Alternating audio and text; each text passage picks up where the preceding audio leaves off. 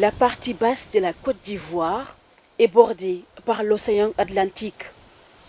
Mais, face au réchauffement climatique, son littoral est de plus en plus menacé par l'avancée de la mer qui gagne du terrain.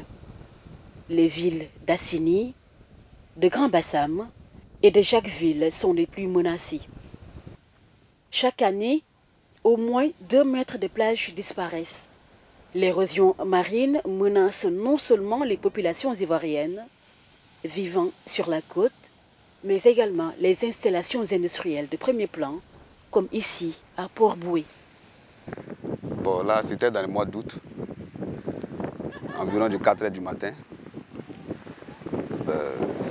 Les vagues, on a constaté que les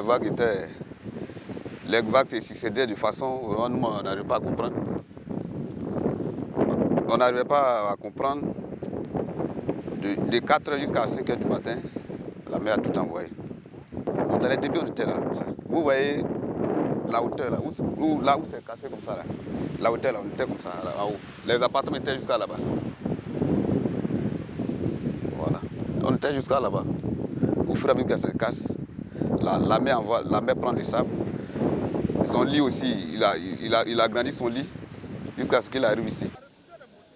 Selon la Banque mondiale, les zones côtières représentent environ 42% du PIB de l'Afrique de l'Ouest. Elles accueillent près d'un tiers de la population, qui est donc particulièrement vulnérable aux conséquences du changement climatique. À Grand-Bassam, ce membre d'une association de bénévoles constate avec impuissance l'avancée de la mer. Grand-Bassam est une ville historique.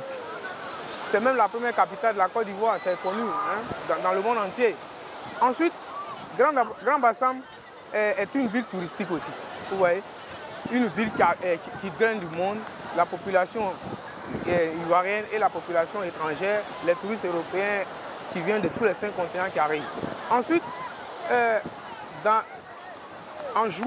le mois de juin 2012, Grand-Bassam a été inscrite au patrimoine mondial de l'UNESCO. Donc avec toutes ces 3 richesses que je viens d'énumérer, je pense qu'on devait plus s'occuper même, sinon préoccuper même de Grand-Bassam. Mais cela n'est pas fait. Nous, en tant que société civile, nous voulons tirer sur la sonnette d'alarme pour dire aux autorités qu'il y a un problème. Il y a un problème comment? Nous voyons l'avancée de la mer vers la vieille ville historique. Rien n'est fait. Nous n'avons pas de gros moyens pour le faire. Mais nous, à notre niveau, ce que nous pouvons faire, par rapport à la plage, nous avons décidé d'entretenir la plage. Au Centre de recherche océanologique, les causes de l'érosion des côtes ivoiriennes sont formellement identifiées. L'extraction de sable, la construction des barrages sur les fleuves participent à l'érosion des côtes ivoiriennes.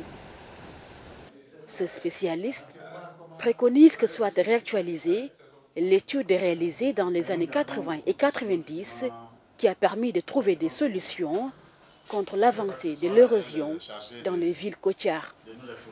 La recherche a permis aujourd'hui, avec l'aide des structures de financement, de dire la solution appropriée à quel type de côte. Aujourd'hui, vous ne pouvez pas poser une structure d'épi sur une côte qui nécessite une structure de brise-lames. La solution globale était pratiquement assez onéreuse dans le contexte des années 90. Aujourd'hui, nous parlons en milliards de francs, alors qu'une structure de ce type-là qui protège sur une frange littorale, c'est plusieurs milliards. En ce moment, il n'avait pas assez d'argent. La Côte d'Ivoire n'était pas assez riche pour mettre cette solution en œuvre.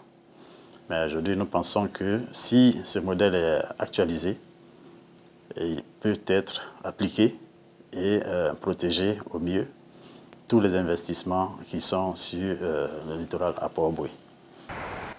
En Côte d'Ivoire, l'érosion a déjà causé d'énormes dégâts. Elle est aggravée par des inondations fréquentes, la croissance démographique et la colonisation du littoral. Des actions qui font peser des pressions accrues sur l'environnement et les ressources des différentes régions concernées.